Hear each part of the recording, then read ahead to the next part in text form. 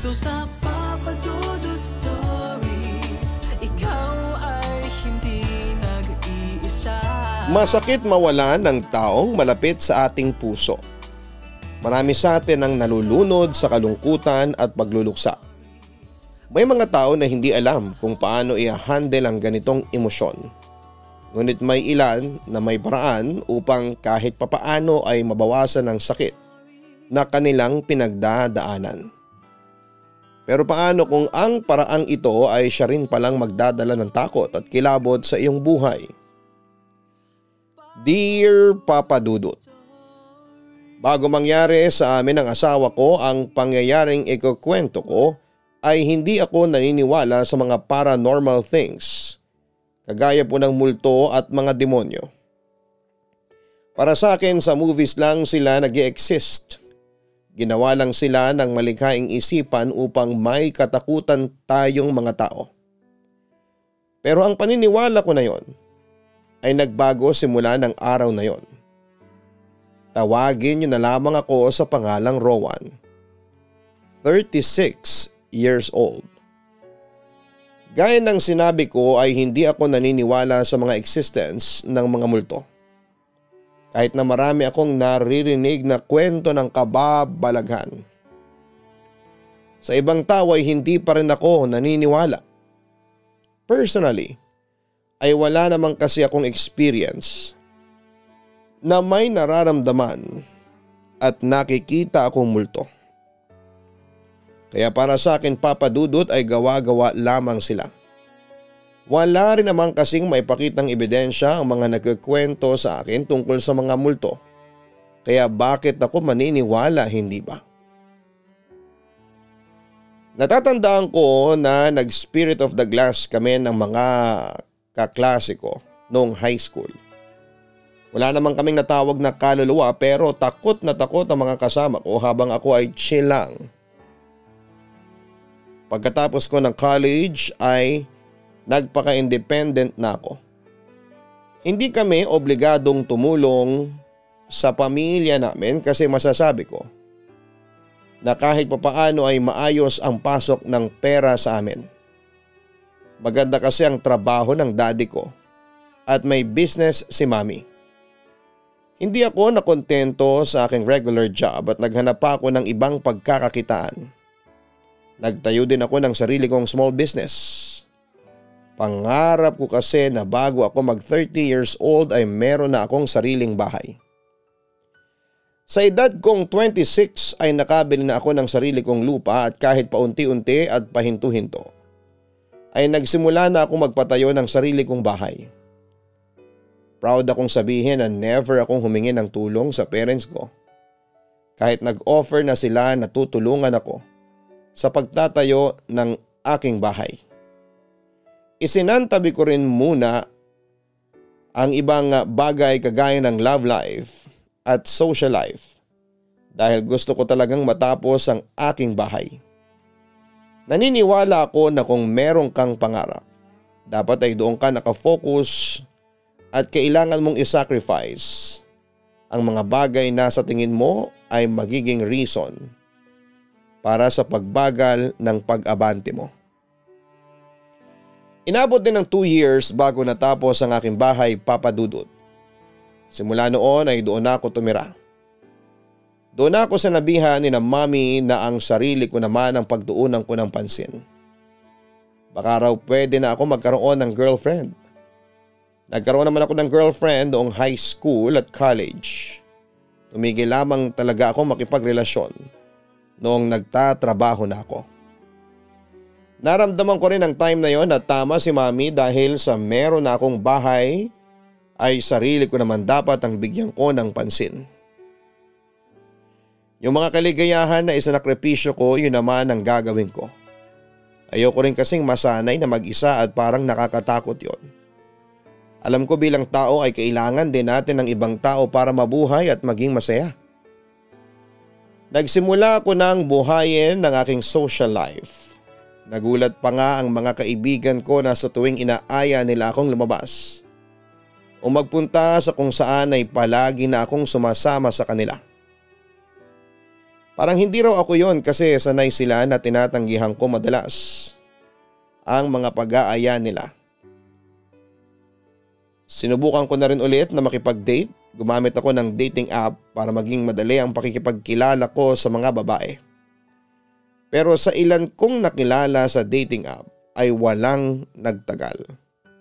Hanggang sa simula lang, pero kapag nagtagal ay hindi ko rin talaga nararamdaman yung sinasabi nilang sparks. Na-realize ko na baka wala sa dating app ang babaeng para sa akin. Kaya ipinagpapasa Diyos ko na lamang ang lahat. Naniniwala ako na si Lord na ang gagawa ng paraan para makilala ko ang babaeng para sa akin. Sa totoo lang, that time ay ready na ako mag-asawa kung sakali. Sa tingin ko ay kaya ko nang bumuo ng isang pamilya. Ayoko na kung kailan matanda na ako ay saka ako magkakaroon ng anak. Baka kasi mahina na ang katawan ko ay saka pa lamang lalaki ang magiging anak ko at hindi ko na kayang makipaglaro sa kanila. Minsan totoo din talaga yung kapag hindi mo hinahanap ay kusang darating sa'yo.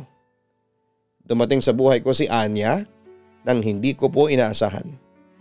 Na-invite ako noon sa kasal ng isa kong college friend. Umattend ako doon, isa sa mga abay na babae ang talagang kumuha ng atensyon ko. Kasi nagandahan ako sa kanya. Simple lang ang ganda niya, pero may kakaiba sa kanya kasi palaging nasa kanya ang mata ko. Sinabi ko sa sarili ko na kailangan ko siyang makilala, pero hindi ko alam kung bakit ako nahihiya sa kanya.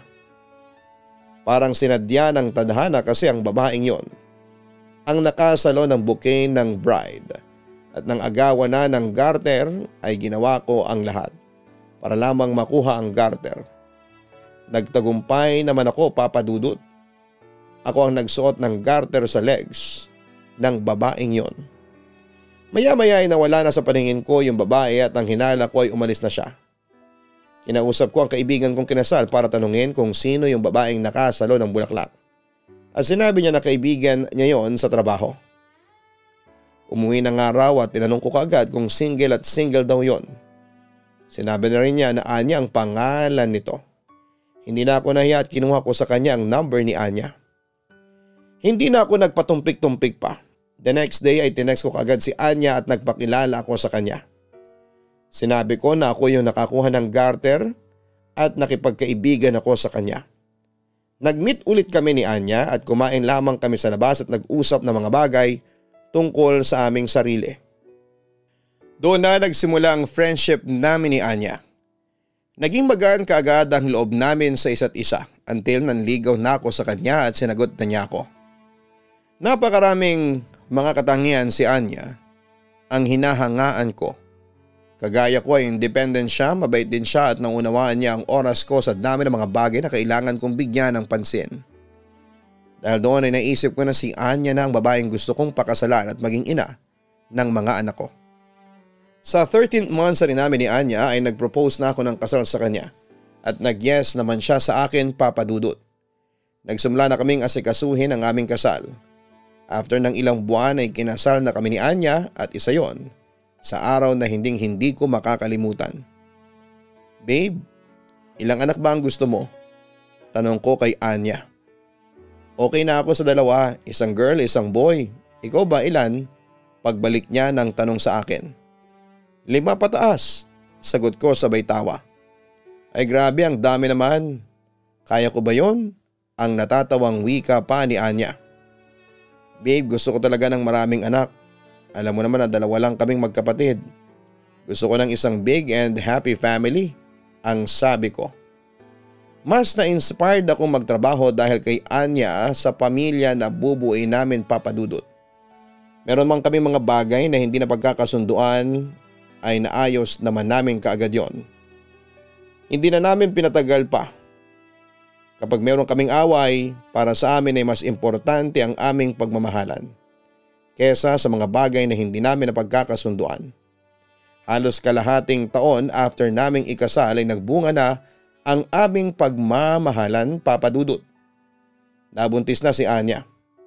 Finally, magiging tatay na ako. Every month ay sinasamahan ko si Anya sa pagpapacheck up at sa ika-6 na buwan ng pagbubuntis niya ay doon namin nalaman na merong problema sa baby namin. At nang mailabas ni Anya ang baby namin ay halos madurog ang buong pagkatao ko. Nang malaman namin na meron siyang buta sa puso. Ilang araw lang naming nakasama ang first baby namin na isang boy at kinuha na rin siya kaagad sa amin ni Lord. Nasa ospital pa noon si Anya. Talagang gumuho ang mundo namin ng time na yon. Kahit si Anya ay umiiyak ng umiiyak kasi hindi namin matanggap na ganoon ang nangyari sa first baby namin. Hindi ko kayang i-explain ang sakit na nararamdaman namin ng panahon na yon, Papa Dudut. Basta sobrang sakit niya. Pag-uwi namin sa bahay ni Anya ay ramdam ko talaga ang lungkot naming dalawa. Lalo na ang asawa ko. Nag-expect kasi kami na uuwi kami sa bahay na kasama ang baby namin. Yung meron kaming maririnig na iyak pero katahimikan ang sumasalubong sa amin.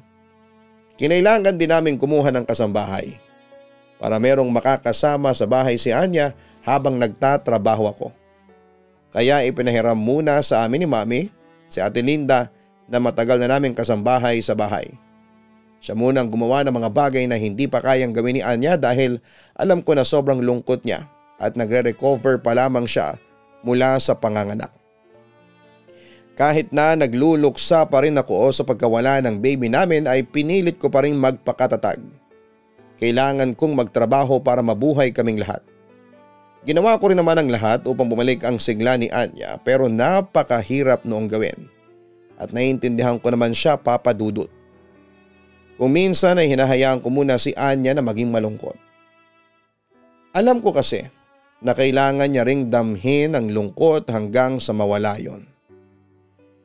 Isa sa mga paraan ko para kahit papaano ay malibang ang asawa ko ay nagpupunta kami sa iba't ibang lugar. Resorts, beach, malls at restaurants. Umaasa ako na kapag palagi kaming lumalabas o namamasyal ay mawawala sa isipan ni Anya kahit na sandali ang malungkot na nangyari sa amin. Isang araw na wala akong pasok ay inaya ko si Anya na lumabas kami. Sabi ko ay road trip lang. Bahala na kung saan kami mapunta. Pumayag naman si Anya. Alam mo hindi ko alam kung mawawala pa itong lungkot sa pagkawala ng anak natin, babe. Feeling ko ay ako nang may kasalanan. Baka may nagawa ako nung pinagbubuntis ko siya kaya ganun siya nang lumabas. May lungkot na sabi ni Anya habang nagdadrive ako. Babe, huwag mo sisihin ang sarili mo. Walang may gusto sa mga nangyari. Isa pa saksi ako na ginawa mo ang lahat para maging safe ang baby natin habang ipinagbubuntis mo siya. Siguro kaloob ng Diyos na mangyari yon. Isipin mo na lang na meron na tayong little angel na palagi nagbabantay sa atin. Huwag kang magalala, gagawa ulit tayo kapag ready na tayong dalawa. Ang turan ko naman kay Anya. Iniba ko na kaagad ang topic namin at nag-focus na lamang ako sa mga masasayang kwentuhan. Sinabi ko sa kanya na malapit na magbukas yung bagong branch ng business ko at natuwa naman si Anya sa mga sinabi ko. Maya-maya ay nagsabi si Anya na iidlip muna siya kasi inaantok pa siya. Napunta kami sa bandang Anilao, Batangas at naghahanap kami ng isang beach resort doon. Naisipan ko na pwede kaming mag-overnight kasi wala pa akong trabaho sa susunod na araw. Time na rin namin yon ng asawa ko para makapag-relax. May nakita kaming maayos at magandang diving resort at yun na ang napili namin ni Anya. Nag-take kami ng free diving lesson. Halos maghapon kaming nasa dagat at talagang nag-enjoy kaming dalawa. Nag-stay na rin kami doon ng gabi. Sa gabi ay nagpahanda ako ng isang romantic dinner sa mga staff ng resort. Pakaramdam ko tuloy ng gabing yon ay bago pa lamang kaming magde-date ni Anya kasi madalas ay romantic dinner ang date namin noong nililigawan ko pa lamang siya. Hindi na muna namin pinag-usapan ang namatay naming baby at ang naging topic namin ay ang mga memories namin na puro masasaya lamang. Napag-usapan din namin ang aming future at ang mga plano namin para sa aming pamilya at sa aming sarili na puno lang ng positive vibes. Ang gabing yon, Papa Dudut. Pagkagising namin ni Anya ng morning ay nag-swimming muna kami ng sandali at nag-breakfast pagkatapos. Bumiyahe na rin kami pa uwi. Habang nasa biyahe kami ay may ilan kaming naging stopover. Napansin ko na kapag may nakikita si Anya na tindahan na kung ano-ano ay sinasabi niya na huminto muna ako sandali kasi meron siyang titignan. Kagaya ng tindahan ng mga furniture sa bahay na gawa sa kawayan. Bumili siya ng isang set ng table at chairs. Bagay daw yun sa garden namin sa harapan ng bahay. Inayaan ko lamang siya kasi baka paraan niya lamang yon para kahit papaano ay makalimot siya sa kalungkutan. Nililibang niya siguro ang sarili niya sa pagbili ng kung ano-ano. Kung meron mang store kaming pinuntahan habang pauwi ay hindi ko makakalimutan yung isang antique store na nakita ni Anya. Sinabi niya sa akin na baka pwedeng i-check namin yung store na yon at baka meron siyang magustuhan. Medyo nagulat ako kasi hindi ko alam na bumibili pala ng ganon si Anya. Siyempre pinagbigyan ko ang asawa ko. Nag-stop muna kami at pumasok kami sa isang antique store, Papa Dudut. Pagkapasok namin ay naamoy ko kaagad ang amoy ng mga lumang gamit. Maraming bagay ang naroon na sa unang tingin mo ay malalaman mo kaagad na luma na. Maayos naman kaming in-entertain na nagbabantay sa store na isang babae na nasa 50s na siguro ang edad. Nagtingin-tingin si Anya at ang una niyang nagustuhan ay yung isang malaking banga na maganda raw ilagay sa living room ng aming bahay. Binili na namin yon at ang sabi ay i-deliver na yon bukas sa address na ibinigay namin. Yun lang naman ang binili ni Anya sa antique store kaya umalis na rin kami kaagad, Papa Dudut.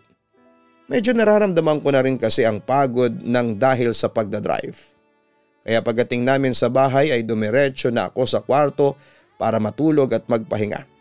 Si Anya naman ay kumain muna dahil nagugutom daw siya. The next day ay dumating na yung table and chairs na binili ni Anya.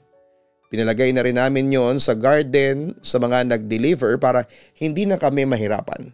Binigyan na lang namin sila ng dagdag na bayad at pinagmeryenda na rin.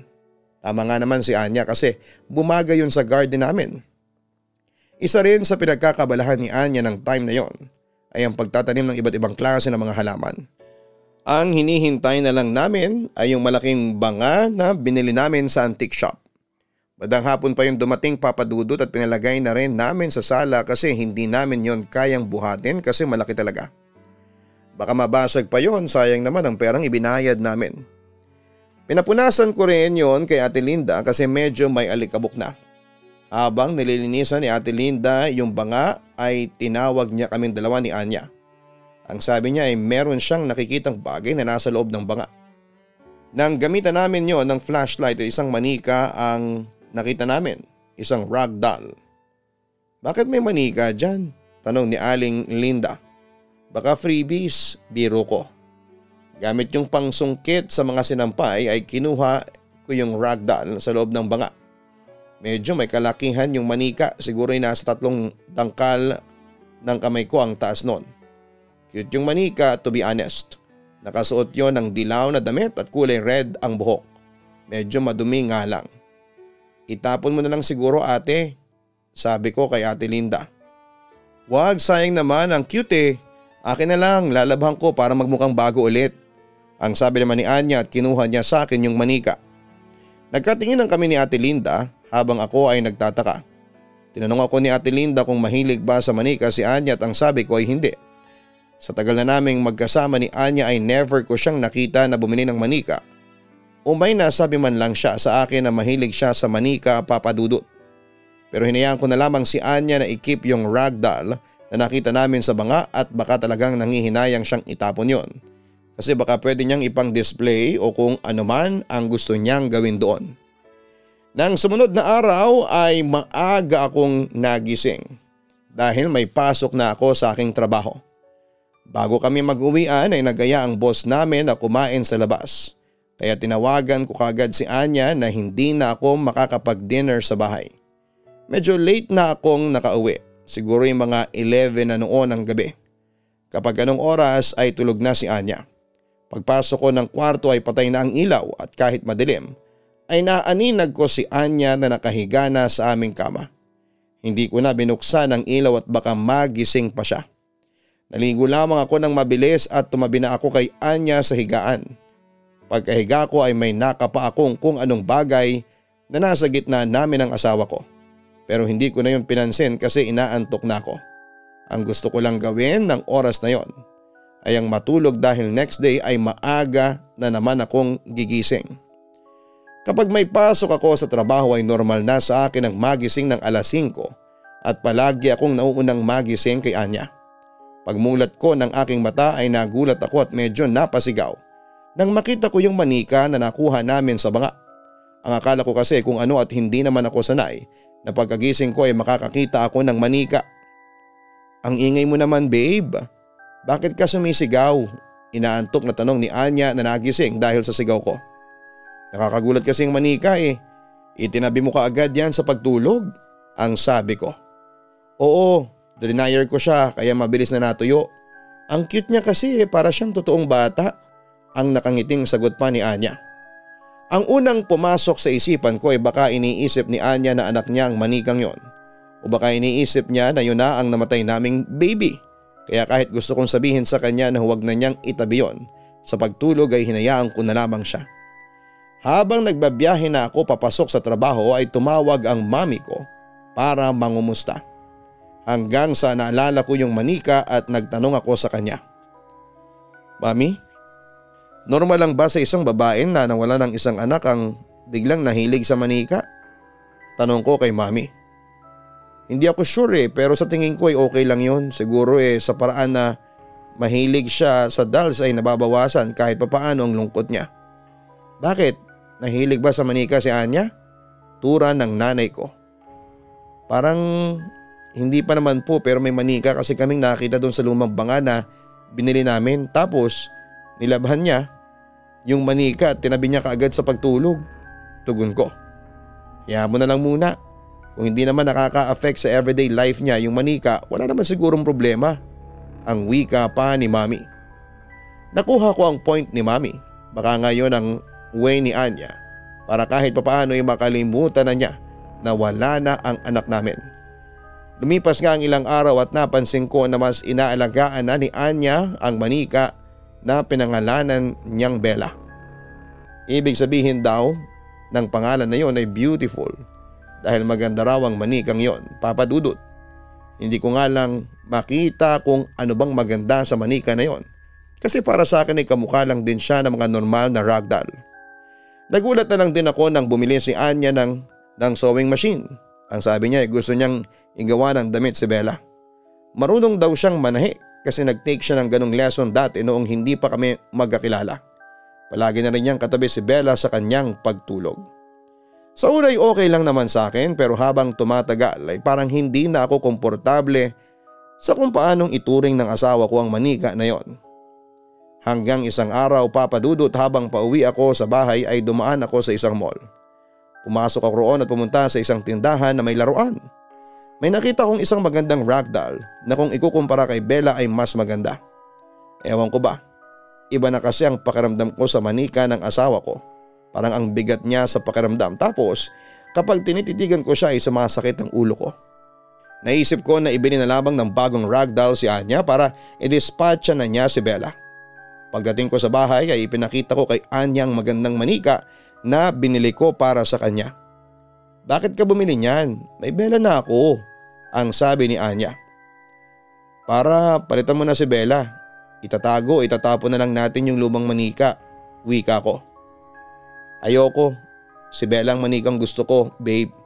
Hindi ko ito papalitan ng kahit na anong manika. Tanggi pa ni Anya. Mahigpit pa niyang niyakap si Bella na para bang hindi siya papayag na kunin ko yon sa kanya. Sa madaling salita ay nabigo akong i-dispatcha si Bella, Papa Dudut. Minsan ay nagkaroon kami ng pag-uusap ni Ate Linda. Naging topic namin yung manika ni Anya. Ang sabi ni Ate Linda ay kinikilabutan siya sa tuwing makikita niya si Bella. Kahit daw manika lamang yon ay pakiramdam niya ay buhay ito. Lalo na raw at kung ituring yon ni Anya ay parang isang totoong baby daw. Ang sabi ko naman ay kung ako lang ang masusunod ay itatapong ko na ang manika na yon. Kaya lang ay ayaw naman ni Anya. Parang may masamang espiritu na nasa loob ng manikang yon. Sabi pa ni Ate Linda. Pinapatawa mo naman ako Ate Linda. Masamang espiritu? Sa pelikula lang yon may ganoon, ang natatawa kong sabi. Totoo ang mga ganoon, maniwala ka. Noong dalaga pa ako, sinapian ng masamang espiritu yung tiyuhin ko. Naghabol bigla ng itak. Kilala namin yung tahimik at mabait pagkukwento pa ni Ate Linda. Baka naman po stress lang kaya ganoon. Pero basta, gusto ko maalis na yung Bella na yun Siguro kapag nagkaroon na ako ng chance, kakausapin ko ulit si Anya tungkol sa manika niya. Turan ko. Sa paglipas ng mga araw ay hinayaan ko lamang si Anya na palagi naming katabi sa pagtulog si Bella. Isang gabi habang natutulog kaming mag-asawa ay naalimpungatan ako at mula sa dilim ay nakita ko si Bella na nasa gitna namin ni Anya. Sobrang lapit ng mukha ng manika sa mukha ko kaya para naman siyang nakatingin sa akin, Papa Dudut. Nainis ako na parang pinapanood ako ng manika habang natutulog. Kaya kinuha ko si Bella at nilagay ko sa ibaba ng kama at natulog na ulit ako. Ilang segundo pa lamang ako nakapikit nang may narinig akong yabag ng paa sa loob ng kwarto. Yung parang tumatakbo ng mabilis. Napabalikwas tuloy ako ng bangon at agad kong binuksan ang ilaw. Kinabahan ako kasi baka may nakapasok na ibang tao sa bahay. Imposible namang si Ate Linda yon kasi never naman siyang pumasok sa kwarto namin ni Anya. Kapag nandun kami sa loob nang hindi siya nagpapaalam. Maliban na lamang kung maglilinis siya. Nang tinan ko ang bawat sulok ng kwarto namin ay wala akong nakitang tao. Pati nga yung cabinet at ilalim ng kama ay chinek ko pero wala talaga. Chinek ko rin ang pinto ng kwarto at nakalock pa rin naman yon. Kahit ang mga bintana ay nakalock din. Hindi ko tuloy alam kung saan nanggaling yung tunog na tumatakbo na yon. Alam ko na hindi rin ako nananaginip kasi hindi pa ako tulog nang marinig ko yon, Papa Dudut. Papatayin ko na sana ulit ang ilaw para bumalik sa pagtulog nang makita ko si Bella na yakap ni Anya. Nagtaka ako kasi sa alam ko ay binaba ko yon sa kama sa may side ko. Hindi ko naman nakitang nagising si Anya at kinuha niya yung manika. Medyo nawindang ako sa mga nakita ko at hindi ko talaga maisip kung paano yon nangyari. Kahit na anong isipan ang gawin ko ay hindi talaga ako makahanap ng sagot kung paano napunta sa asawa ko ang paborito niyang manika. Talagang hindi nawala sa isipan ko ang bagay na yon, Papa Dudut. Kung titingnan ko kasi si Bella ay imposible na gumalaw yon at naglakad papunta kay Anya. Hindi ko rin naman matandaan na pinulot ko yung manika at itinabi sa asawa ko dahil sa abala nga ako sa pag-check sa kwarto namin kung meron bang ibang tao na nakapasok. Hindi ko na lamang yung tinanong o sinabi kay Anya kasi baka isipin niya na gumagawa ako ng kwento para matakot siya kay Bella. Pinalagpas ko ang pangyayaring yon at pinilit kong alisin sa aking utak. Wala na kasi akong makuhang sagot kaya mas mabuti pa na bitawan ko na kesa sa mabaliw ako sa kakaisip. Lumipas ang mga araw at naging normal na naman ang lahat. Kahit na naiinis ako na palagi na lamang nasa gitna namin ni Anya si Bella, sa pagtulog ay tiniis ko na lamang, Papa Dudut. Hindi ko na siya ibinababa sa sahig o kahit nilalagay sa kung saan. Ayoko na sa gitna namin ng manikang yon kapag natutulog kami kasi pakiramdam ko ay may kung anong energy na nakaharang sa aming mag-asawa. Pero hindi lang pala ako ang makaka-experience ng kababalaghan na bumabalot kay Bella kundi maging si Ate Linda rin. Saturday noon, wala akong pasok. Every Saturday ay naglilinis si Ate Linda ng mga kwarto. Palagi niyang inihuhuli ang mga kwarto namin ni Anya kasi yon ang pinakamalaki sa lahat. Nasa sala kami ni Anya habang nanonood ng TV habang si Ate Linda ay abala sa paglilinis ng kwarto namin. Pagkalipas ng ilang sandali ay lumabas na si Ate Linda sa kwarto. Dumiretso siya sa kusina para uminom ng tubig. Nang dumaan siya sa harapan namin ay napansin ko na namumutla siya at halata sa mukha niya ang sobrang takot. "Okay ka lang ba, ate?" tanong ko sa kanya. "Yung manika kasi ni Anya," sabi ni Ate Linda habang may takot sa kanyang mukha. "Bakit? Anong nangyari kay Bella?" Nag-aalalang tanong ni Anya. "Gumalaw siya. Nilagay ko kasi sa may sahig yung manika tapos paglingon ko ay nasa ibabaw na ng kama. May sa demonyo yata yung manika na yun." Nanginginig na si Ate Linda habang nagsasalita. "Paano naman gagalaw yun? Manika lang si Bella." "Ate, pagod ka na yata. Magpahinga ka na kaya muna. Saka wag mo namang sabihin na demonyo si Bella. Ang cute kaya niya. Paano siya magiging demonyo? Diba?" Turan pa ni Anya. "Hindi sigurado ako Umakyat ang manikang yon sa kama ninyo. Pasensya na pero nagsasabi talaga ako ng totoo." ang sabi pa ni Ate Linda. Matagal ko nang nakasama si Ate Linda. Bata pa lamang kami ay nagtatrabaho na siya sa pamilya ko, Papa Dudut. Sa pagkakakilala ko sa kanya ay hindi siya sinungaling na tao. Hindi siya yung klase ng tao na gagawa ng kwento at sa pagkakataon na yon ay parang gusto kong maniwala sa sinabi niya. Sinabihan ko na rin si Ate Linda na magpahinga na muna siya kasi kanina pa siyang naglilinis. Alam ko kasi na kahit na anong pilit niya kay Anya ay hindi maniniwala ang asawa ko sa kanya. Nang makalabas na si Ate Linda at pumasok siya sa kanyang kwarto ay natawa na lamang si Anya. Ang sabi niya ay sobrang imposible ng sinabi ni Ate Linda. Hanggang sa naalala ko yung nangyari sa akin na parang kagaya ng kwento ni Ate Linda. Ako? Parang naniniwala ako kay ate, ang sabi ko. Ano pati ba naman ikaw, Rowan? Hindi makapaniwalang turan pa ni Anya. May nangyari rin kasi sa akin na kagaya noong sa kanya. Matagal na ito, hindi ko na lang binanggit sa'yo. Habang natutulog ka kasi, nilagay ko sa sahig si Bella tapos may narinig akong tumakbo sa kwarto natin. Tumayo ako. Binuksan ko ang ilaw at wala na sa sahig si Bella. Yakap mo na siya. Pagkukwento ko. Iniisip mo ba na naglakad si Bella at pumunta sa akin habang natutulog ako? Tanong pa ni Anya. Ganon ang gusto kong isipin pero gaya nga ng sinabi mo, manika lang si Bella. Hindi siya nakakagalaw kagaya natin, ang sabi ko. Natawa na lamang ulit si Anya sa mga sinabi ko, Papa Dudut. Nagkaroon pa siya ng hinala na baka nagsabwatan kami ni Ate Linda para gawa ng kwento ang manika niya at magkaroon kami ng reason para alisin sa bahay namin si Bella. Iginit ko na nagsasabi ako ng totoo at totoong nangyari yon pero hindi niya pa rin ako pinaniwalaan. Sinabi pa ni Anya na hindi siya naniniwala sa amin ni Ate Linda. Kahit na anong gawin daw namin ay hindi niya itatapon si Bella at doon na niya inamin na tinuturing niya na si Bella ang namatay naming baby. Malaki raw ang naitutulong ni Bella sa kanya para kahit papaano'y mabawasan ang lungkot na kanyang nararamdaman. Nagalit si Anya sa akin kasi ang nasa isipan niya ay gumagawa ako ng kwento para maalis ko sa bahay namin ang paborito niyang manika. Hindi ko na alam ang iisipin ko ng time na yon, Papa Dudut. May parte ng utak ko na nagsasabi na hindi na normal ang sobrang pagmamahal ni Anya sa isang manika to the point na iniisip niya na anak niya ito. Natatakot na ako para sa asawa ko kaya lang ay hindi ko rin naman alam ang dapat kong gawin. Kung itapon ko man si Bella, panigurado na mas lalo siyang magagalit sa akin.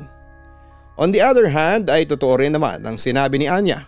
Simula nang mapunta sa kanya, ang manikang yon ay ngumingiti na ulit siya. Mas nakikipag-usap na siya sa amin at hindi ko siya nahuhuling umiiyak o kaya ay nakatingin sa kawalan. Kaya lang ay iba na talaga ang pakiramdam ko kay Bella. Unti-unti na rin akong naniniwala kay Ate Linda na baka may sa demonyo nga ang manikang yon. Unti-unti na akong naniniwala sa bagay na dati ay hindi ko pinapaniwalaan dahil sa tingin ko ay iyon lamang ang kasagutan sa mga tanong ko na hindi ko dati mahanapan ng sagot. Kinausap ko si Ate Linda sa nangyari at nanindigan siya na hindi siya nagsisinungaling.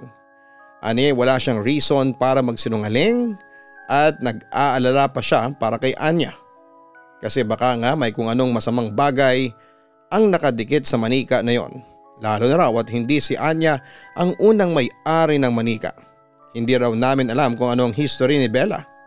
Sa totoo lang ay hindi ako naniniwala sa mga ganyang bagay, ate. Alam mo yan, pero sa pagkakataon na ito ay parang gusto ko nang maniwala. Dati pa akong may masamang pakiramdam sa manikang yan. Ang bigat niya sa pakiramdam at hindi ko maintindihan kung bakit. Ang sabi ko kay Ate Linda. Dahil nga may masamang espiritu na nakadikit sa manikang yon. Kailangan na nating maalis yon dito sa bahay.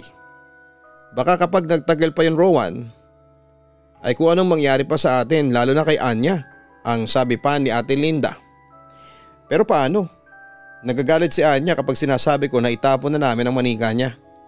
Nung bumili nga ako ng bagong manika para ipalit doon ay minasama pa niya. Wika ko. May kakilala akong taong kayang makipag-usap sa mga espiritu. Kung papayag ka ay kakausapin ko siya at papupuntahin ko rito.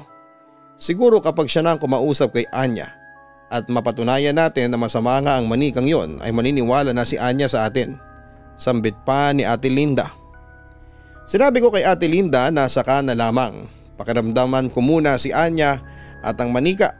Naisip ko rin na panahon na yon na kung sakali na magkaroon na kami ng anak ni Anya ay baka mawala na ang atensyon niya sa manika hanggang sa dumating na nga sa point na kaya na niya itong alisin sa buhay niya. Sinubukan ulit namin ni Anya na bumuo ng baby, Papa Dudut. Halos gabi-gabi kaming nagsisiping. Yun nga lang ay hindi pwedeng hindi ko makikita yung manika kapag magkasiping kami ni Anya at ang pakiramdam ko ay galit siya sa ginagawa namin ni Anya. Minsan ko nang sinabi kay Anya na baka pwedeng ilagay muna namin sa cabinet si Bella kapag nagtatali kami. Kasi hindi ako komportable kasi feeling ko ay pinapanood niya kami. Natawa sa akin ang asawa ko pero pumayag naman siya. Si Anya mismo ang naglagay ng manika sa cabinet at nakita ko na isinarado pa niya ang cabinet. Pagkatapos namin ni Anya ay tumayo na ako at binuksan ang ilaw. Nagulat ako nang makita ko nakabukas na ang cabinet at nasa ibaba na yon si Bella. Nakaharap sa kama at parang nakatingin sa amin ni Anya.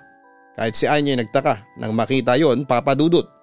Naramdaman ko na parang nagkaroon na siya ng duda sa paborito niyang manika pero hindi lang niya maamin. Makalipas ang ilang buwan ay isang magandang balita ang sinalubong ni Anya sa akin.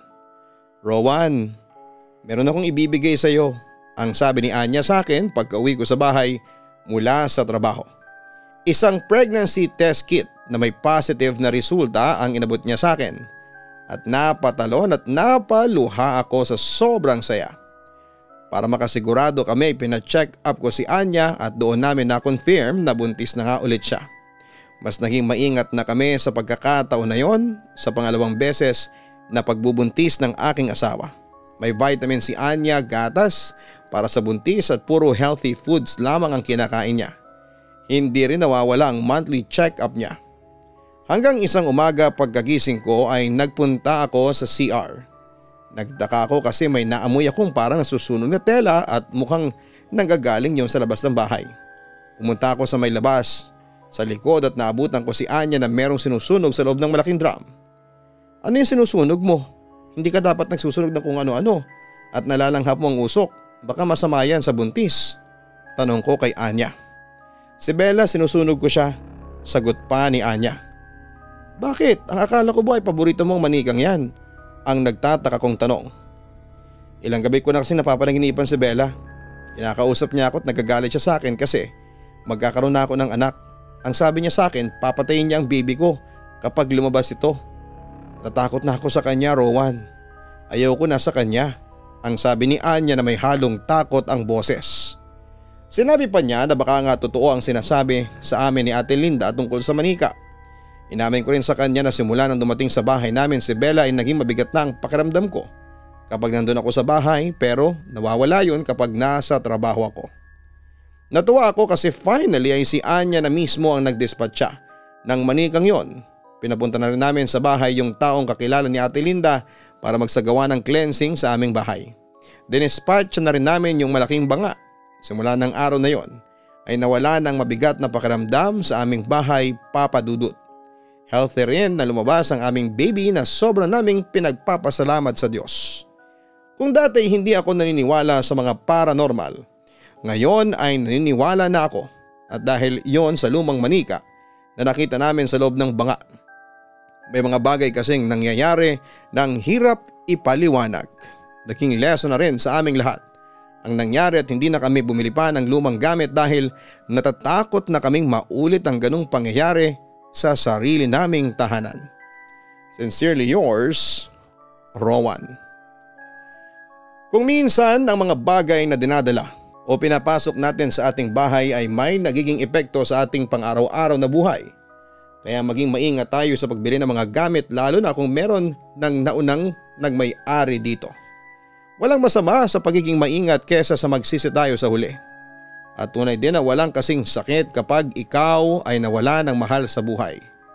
Isa ito sa mga pinakamasakit na parte ng buhay nating mga tao na pagdadaanan natin. Mapalad ka kung ang mga tao sa iyong paligid ay naiintindihan ka sa pagluluksa mo. Ngunit dapat mo ring isipin na may rason ang lahat ng bagay. May mga pangyayari na tatanungin natin ng Diyos kung ano ba ang purpose ng isang pangyayari at darating ang panahon na malalaman mo ang kasagutan at makikita mo kung bakit mo kailangang pagdaanan ang isang masakit at mahirap na pagsubok. Hanggang sa muli, ako po ang inyong si Papa Dudut. Huwag kalimutan na mag-like, share and subscribe. Maraming salamat po sa inyong lahat. Ang buhay ay mahiwaga, laging may lungkot at saya. Sa Papa Dudut Stories, laging may karamay ka.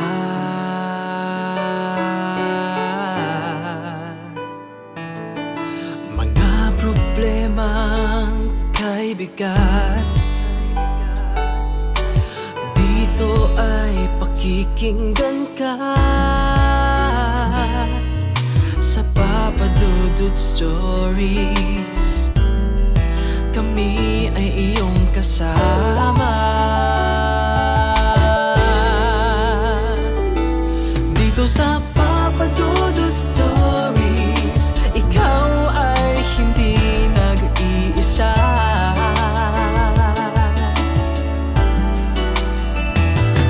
Dito sa Papa Dudut Stories, may nagmamahal sa'yo.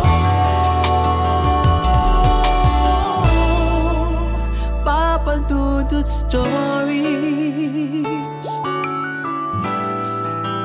Papa Dudut Stories, Papa Dudut Stories.